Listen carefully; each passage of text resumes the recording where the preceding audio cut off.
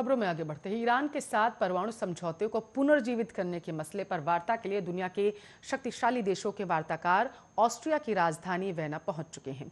Iran की नई सरकार परमाणु समझौते को पुनर्जीवित करने से पहले अमेरिकी प्रतिबंधों को हटाए जाने की मांग पर अड़ी हुई है, जबकि अमेरिका पहले समझौता प्रभावी करना चाहता है। आखिर ये पूरा मामला क्या है जिस पर विश्व की निगाहें टिकी हुई हैं, आप इस रिपोर्ट में समझिए।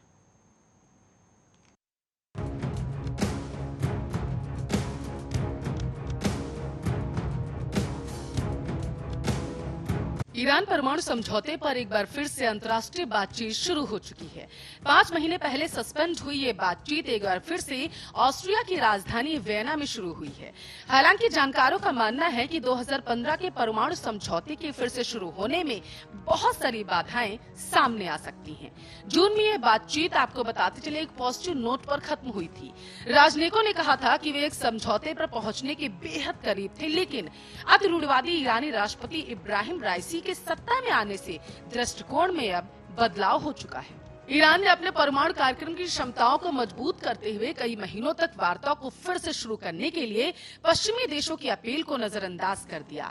ईरान के लिए अमेरिका के विशेष दूत रॉब मैले ने कहा है कि तेहरान का रवैया वार्ता के लिए अच्छा नहीं। मैले ने इस हफ्ते की शुरुआत में यूएस नेशनल पब्लिक रेडियो को बताया था कि अगर वे परमाणु कार्यक्रम को चालू करने के बेहद करीब पहुंच जाते हैं तो हम निश्चित रूप से आराम से बैठने वाले नहीं हैं। ईरान के परमाणु कार्यक्रमों को लेकर पश्चिमी मुल्क उसे संदेह की नजर से अब देखने लगा है। 2015 के परमाणु सौदे को संयुक्त व्यापक कार्य योजना के रूप में भी जाना गया। ईरान ने अपने परमाणु कार्यक्रम पर सख्त प्रतिबंधों के बदले उस पर लगाए गए कुछ आर्थिक प्रतिबंधों को हटाने की पेशकश की, लेकिन ये समझौता तब बिगड़ गया जब अमेरिका के राष्ट्रपति डोनाल्ड ट्रंप ने 2018 में अपने देश को इस समझौते से बाहर कर लिया। ईरान पर फिर से प्रतिबंध लगा दिया और अगले साल ईरान ने सौदे के तहत बनाए गए नियमों को तोड़ना भी शुरू कर दिया, अपने परमाणु कार्यक्रम को तेज कर दिया और इस तरह ईरान ने अपने तरीके से अमेरिका को जवाब भी दे दिया। हाल के महीनों में ईरान ने यूरेनियम को अभूतपूर्व स्तर तक समृद्ध करना शुरू कर दिया और अंतर्राष्ट्रीय परमाणु ऊर्जा एजेंसी के निरीक्षकों की गतिविधियों को भी प्रतिबंधित कर दिया। आईएईए के महानिदेशक राफेल ग्रोसी ने एजेंसी और आपको बताते चले ईरान के बीच विवाद के कई मुद्दों को दूर करने की उम्मीद में पिछले सप्ताह तेहरान का दौरा भी किया था। हालांकि उन्होंने तेहरान से लौटने के बाद कहा उनके द्वारा उठाए गए मुद्दों पर कोई प्रगति नहीं हुई।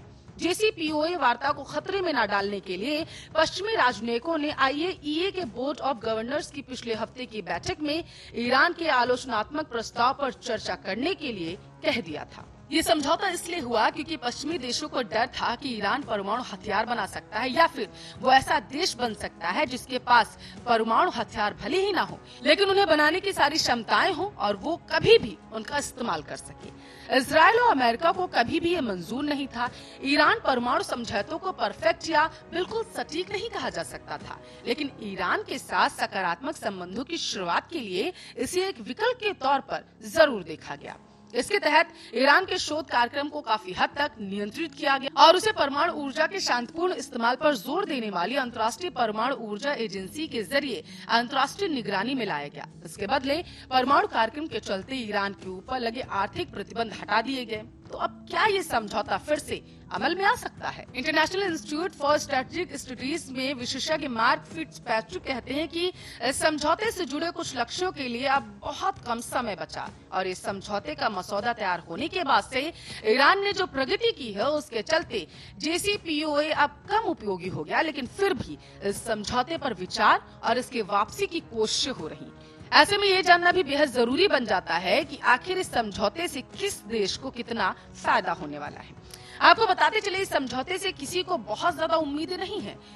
IISS के मार्क फिट्जपैट्रिक ने कहा है कि ईरान की अवास्तविक मांगों को देखते हुए JCPOA में वापसी की संभावना कम ही लगती है। अगर समझौता नहीं होता है तो कुछ देश ईरान को परमाणु हथियार बनाने से रोकने के लिए सैन्य विकल्प को भी अंतिम विकल्प मानने लगेंगे।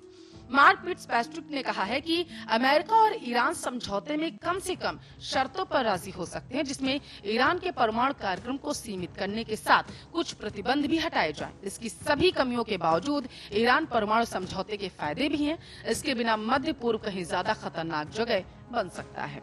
Special desk, Arya news.